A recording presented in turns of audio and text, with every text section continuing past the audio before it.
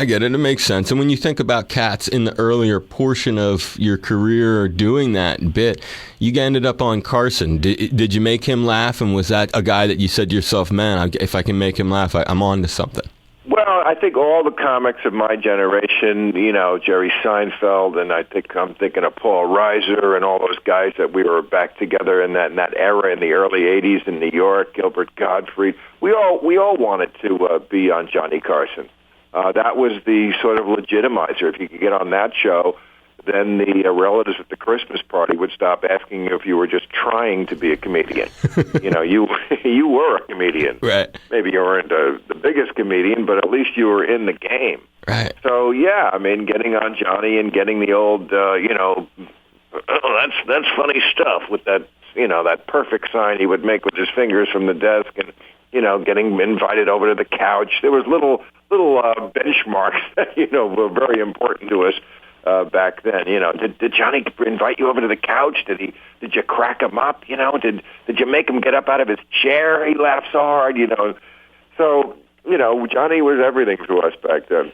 I can hear it. That's hip, dude. No question. Mm-hmm. The show that I was mentioning earlier that I was, and still am, I'm just a huge fan of the way, and I loved listening to you talk. I shared so many opinions with you. It was almost like I had a dog in the game, yeah, because you're speaking for so many folks. How did Politically Incorrect come together? Well, that was a point in my career. It was the early 90s. I had done sitcoms and, stuff like that in the 80s after I moved out to California and never stopped doing stand-up. But, I thought I was going to, we all wanted to get on a sitcom. That was sort of the template. Even Seinfeld was on Benson before he got his own show. We thought that was the way. But I didn't really like sitcoms. I'd done a few of them, and so I was looking for something else, and always had this idea about a show where you mix different kinds of people, but you talked about, instead of talking about their next project, which I found kind of boring on regular talk shows, why don't we talk about what's going on in the country, even if it's silly sometimes, and that show was on some nights just a complete train wreck, and some nights that's when it was the most fun. And that's how a lot of things that are improvisational work out. Any highlights? And I know that can be a tricky thing to ask, but just because it's such a body of work. But if when somebody does say, "Hey, are there highlights from that era?" Is there something that jumps out? I think getting fired was a highlight, because I was saying what I always did, which was not pulling any punches, saying what I thought, even at a time when, we were all supposed to shut up.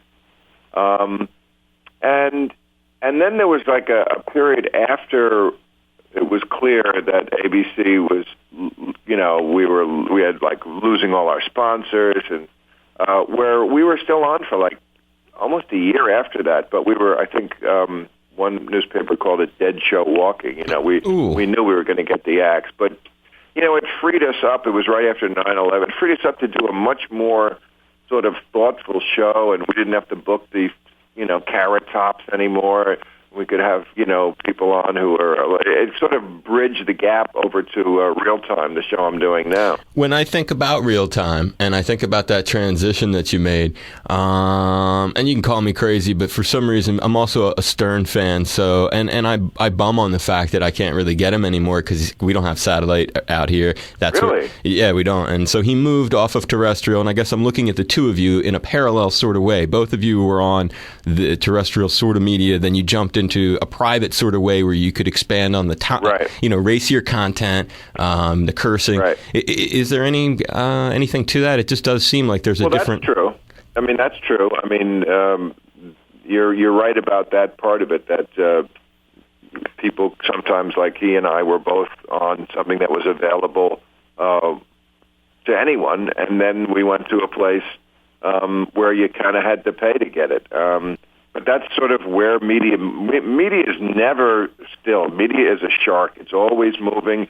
Look where it's going now. It's probably in 10 years going to be all on the internet. It's frightening. I never thought I would see the day when so many people I know under 30 don't even have a television.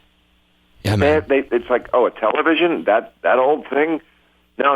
If I want to see something, I watch it online. I watch a clip of it on YouTube or whatever it is.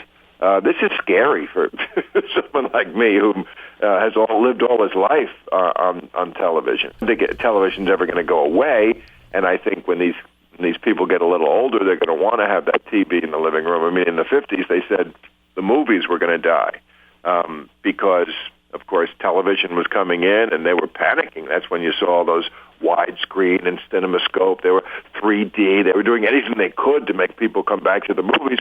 Of course, what they forgot was people just always want to go to the movies for a very simple reason. It's something you can do for 2 hours on a date without talking. That's good stuff. Well, it'll be 2 fun nights with you in the islands, Valley Isle, and of course here in Honolulu. Hope you had fun and appreciate your time today. Bill Maher. This is a pleasure. I wish I could talk to you all day. Dave, you're making me want to be there right now. You sound so laid back. Be safe, brother. Bye-bye. Bye.